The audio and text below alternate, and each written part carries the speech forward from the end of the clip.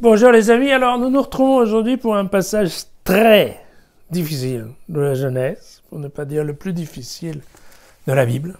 Il s'agit du chapitre 22, les versets 1 à 19, et nous allons parler d'un épisode connu et parfaitement incompris, qui est celui du sacrifice d'Isaac, d'accord, ce qu'on appelle en termes techniques bien souvent la ligature d'Isaac. Ligature parce que Abraham attache son fils sur l'autel. Donc c'est un texte qui est important et assez long, écoutons-le, et après je vous dirai, non pas la solution, car il n'y en a pas, mais ce que des gens ont pu dire, penser, éventuellement inventer à propos de ce texte. Or, après ces événements, Dieu mit Abraham à l'épreuve. Et il dit, Abraham, celui-ci répondit, me voici.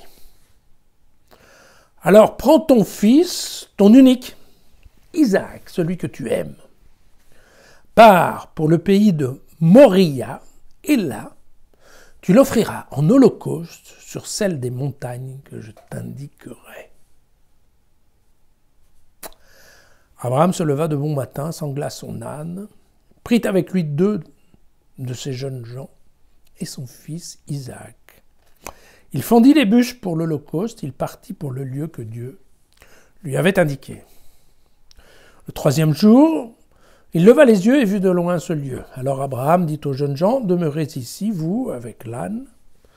Moi et le jeune homme, nous irons là-bas pour nous prosterner, puis nous reviendrons vers vous. » Abraham prit les bûches pour l'holocauste et en chargea son fils Isaac. Il prit en main la pierre à feu, le couteau, et tous deux s'en allèrent ensemble. Isaac parla à son père, mais il dit « Mon père ». Évidemment, Abraham répondit « Mais me voici, mon fils. Mon père, voici le feu et les bûches, mais où est l'agneau pour l'holocauste » Alors Abraham répondit « Mais Dieu saura voir l'agneau pour l'holocauste, mon fils. » Et tous deux continuèrent à aller ensemble. Lorsqu'ils furent arrivés au lieu que Dieu lui avait indiqué, Abraham y éleva un autel et disposa les bûches. Il lia son fils Isaac et le mit sur l'autel au-dessus des bûches. Abraham tendit la main pour prendre le couteau et immoler son fils. Alors, l'ange du Seigneur l'appela du ciel et cria « Abraham, Abraham !» Il répondit « Mais me voici !» Et reprit n'étant pas la main sur le jeune homme. « Ne lui fais rien, car maintenant je sais que tu crains Dieu, toi qui n'as pas épargné ton fils unique pour moi. » Alors Abraham leva les yeux. Il regarda et voici qu'un bélier était pris par les cornes dans un fourré. Alors il alla le prendre pour l'offrir en holocauste, à la place de son fils. Abraham nomma ce lieu « Le Seigneur voit ». Aussi dit-on aujourd'hui, c'est sur la montagne que le Seigneur est vu.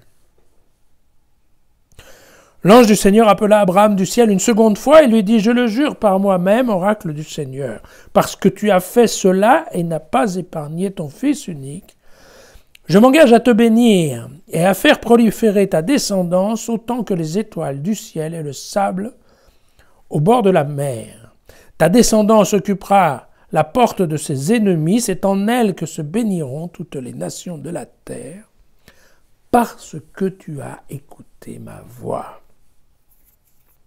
Alors Abraham revint vers les jeunes gens, ils se levèrent et partirent ensemble pour Beersheba. Et d'ailleurs Abraham habita à Beersheba. Voilà pour cette lecture absolument horrible, n'est-ce pas? Terrifiante. Quel est ce Dieu? Il est évident que c'est un passage qui est difficile et qui a généré des heures et des heures et des heures de travail de la part des spécialistes, des exégètes, des théologiens. Personne n'a semblé avoir une explication très positive ni très acceptable, on va dire, pour ce genre de comportement de Dieu. Alors, il va de soi que des grands philosophes s'y sont mis. Vous avez Kant, par exemple, qui a vu dans ce texte l'immoralité du Dieu des chrétiens. N'est-ce pas? Quel est ce Dieu qui demande à l'homme de sacrifier son fils? Voilà. Puis vous avez à l'opposé de la palette, je dirais, Kierkegaard, philosophe chrétien du 1800, donc XVIIe siècle, qui lui a démontré par A plus B que bien, Abraham, de fait, était l'exemple même de l'obéissance à Dieu. Ce qui est vrai, comme ça sur le papier.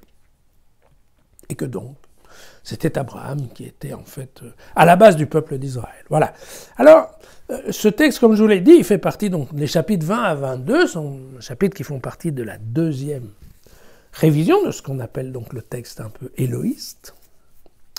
Et donc, comme je vous l'avais dit, c'est une version qui nous présente une figure d'un Abraham plutôt faible, qui n'hésite pas à mettre en danger ses femmes et ses enfants. Hein. Vous vous souvenez que, globalement, c'est un homme à qui on ne peut absolument pas faire confiance. C'est presque l'opposé de la figure de Jacob que nous verrons au chapitre 31 de la Genèse, qui, lui, sera décrété comme étant le patriarche responsable à la base du peuple d'Israël, puisque Dieu, d'ailleurs, le nommera Israël. Mais, donc, vous voyez, Jacob est un champion, alors qu'Abraham, ici, est un faible, hein, on se souvient. La façon dont il a, il a carrément collé en Égypte sa femme Sarah dans le lit du harem du pharaon. On se souvient qu'il a recommencé la même chose avec Abimelech. On se rappelle que il n'y a eu aucun problème à ce que Agar se soit partie de la maison. Il n'y a eu aucun problème derrière à ce que Agar soit foutue à la porte avec son bébé Ismaël. Vous savez que partir dans le désert dans ces conditions-là, c'était vouer son fils à la mort. Hein. Et puis, vous voyez que dans cette série-là, on a l'impression que, bien voilà, Dieu lui demande n'importe quoi et Abraham, lui, en fait, le fait. S'abaisse, quitte en fait toute responsabilité, un peu tout caractère, on va dire, tout caractère humain. Alors, évidemment, voilà, au dernier moment, une fois de plus, hein, exactement comme je vous l'avais dit pour Ismaël, que sa mère avait jeté sous l'arbuste, sous le buisson, pour qu'il meure de soif sans qu'elle le voie. Bien, au dernier moment, voilà. Dieu arrive avec son bélier, ou Dieu arrive, comme il était arrivé avec la source. Voilà. Petit problème juste avec cette explication, qu'on est dans la deuxième version éloïste qui essaye de montrer un Abraham faible, c'est que, en fait, il y a deux petits problèmes. Le premier problème, c'est que certes, on trouve bien le nom d'Élohim, qui est traduit par Dieu, hein, dans notre texte, dans la traduction que nous avons aujourd'hui. Et le Dieu, c'est bien le Dieu méchant, celui qui demande effectivement à Abraham de tuer son fils. Mais on utilise également le terme Yahvé, donc, qui est traduit dans notre texte par le Seigneur, et qui est la figure du Dieu qui, elle, réagit et sauve Isaac. Voyez. Donc en fait, il y a les deux noms. Et ça, c'est quand même pas très habituel. Autre petit problème avec l'idée de la seconde version éloïste, c'est que normalement la version éloïste, qu'est-ce qu'elle fait? Elle reprend des textes originaux, donc parfois qu'elle a trouvé plus loin dans la Bible, elle les a mis en avant, mais vous savez, elle a changé, par exemple, d'Isaac à Abraham. Enfin, elle reprend un certain nombre de textes et elle en change un tout petit peu le sens ou la perception. Or là, cette histoire d'Isaac et de la ligature d'Isaac, eh bien, il s'avère que c'est une création complète. C'est une histoire qui n'apparaît pas autre part. Et donc, encore aujourd'hui, les spécialistes sont très partagés sur qui a pu écrire cette histoire horrible et qui a bien pu vouloir la coller ici. Alors, il faut savoir que l'infanticide, c'est un sujet qui n'est absolument pas tabou dans la littérature des temps anciens, mais des temps anciens, même des années moins 1000 et tout ça. Donc tout ce qui est la tradition littéraire assyrienne ou mésopotamienne, on trouve qu'en effet, assez souvent, il y a des rois, par exemple, qui sont assiégés. Eh bien, le dernier recours qu'ils ont, ça va être de sacrifier leur fils, souvent leur fils unique. C'est-à-dire ils vont sacrifier leur héritier pour arriver à sauver leur royaume. Bon. Mais on trouve ça aussi dans d'autres livres de la Bible. Donc ce n'est pas quelque chose, c'est certes quelque chose aujourd'hui qui nous choque énormément, à l'époque, c'était pas forcément aussi choquant. Il va de soi que l'analyse chrétienne, des premiers chrétiens, de ce qu'on appelle les pères de l'Église, a été de voir un parallèle entre ce passage, bien entendu, et Jésus sacrifié. Jésus, le Fils, adoré du Père, sacrifié pour nous les hommes. Bon. Et quant aux Juifs, les Juifs ont beaucoup de mal avec ce texte, qu'ils ne comprennent pas. Et on a un peu la même réaction des Juifs. Les Juifs ont eu exactement... vous savez, au moment de la Shoah, les Juifs n'ont pas compris ce qui se passait avec Dieu. Ils n'ont pas compris cette mise en retrait de Dieu. Comment Dieu a-t-il pu laisser faire cela? Voilà. Et on est exactement dans le même cas de figure. Hein. Beaucoup de réflexions ont été écrites par les rabbins. Et on est un peu dans cette question de l'incompréhension de Dieu.